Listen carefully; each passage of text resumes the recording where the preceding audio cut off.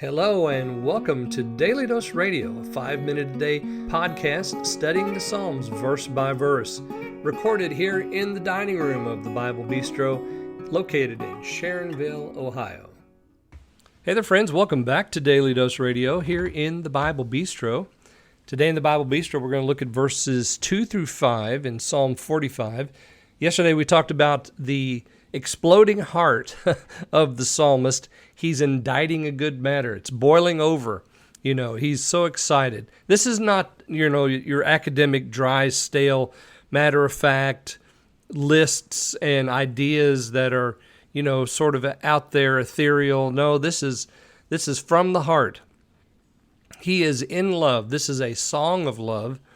And so his tongue is the pen of a ready writer. And he writes this for us: Thou art fairer than the children of men.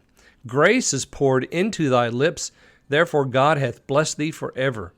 Gird thy sword upon thy thigh, O most mighty, with thy glory and thy majesty, and in thy majesty ride prosperously, because of truth and meekness and righteousness. And thy right hand shall teach thee terrible things. Thine arrows are sharp in the heart of the king's enemies, whereby the people fall under thee. So 2 through 5 gives us a picture of a conquering king, doesn't it? But first, verse 2, we have, You're fairer than the children of men. Grace is poured into your lips. And so as I was meditating on that, I realized that we have something similar in the Gospel of John.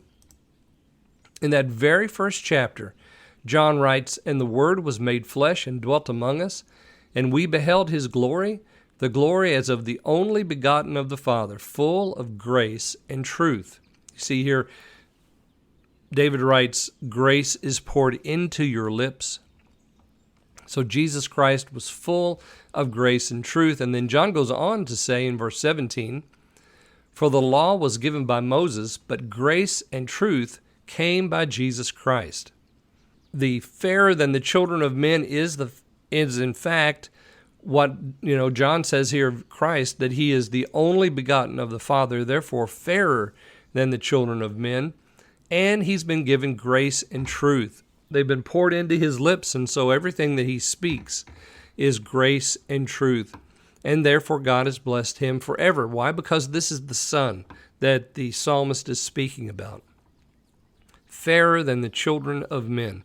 And of course you can go back to the Song of Songs, Solomon's song, and you can look at this fairer than the children of men idea as the Shunammite describes the king for us there in the Song of Solomon.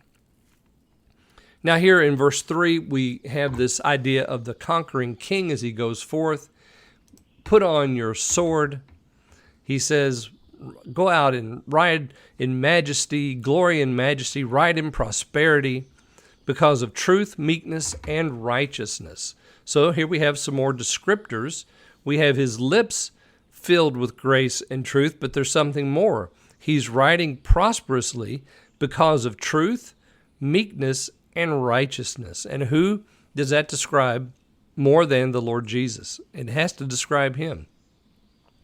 Thy right hand shall teach thee terrible things.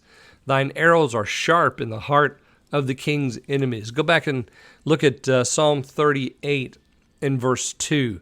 And we have there something about the arrows of the Lord, sharp arrows in the heart of his opponents, whereby the people fall under thee. And of course, when we read that, we immediately think of Philippians chapter 2. That every knee shall bow, every tongue shall confess that Christ is the Lord. So here we have this beautiful description of the glorious conquering one, but it's not just his sword and it's not just his ride.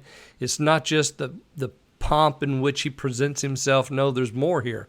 There's grace and truth and meekness and righteousness.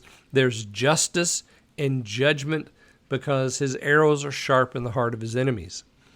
All right, well, join me again tomorrow. We're going to look at verses 6 through 9 here on Daily Dose Radio. Thanks for listening to Daily Dose Radio. For more fresh and delicious Bible studies, podcasts, books, and more, Check out the Bible Bistro online and on YouTube. Join me again next time for Daily Dose Radio.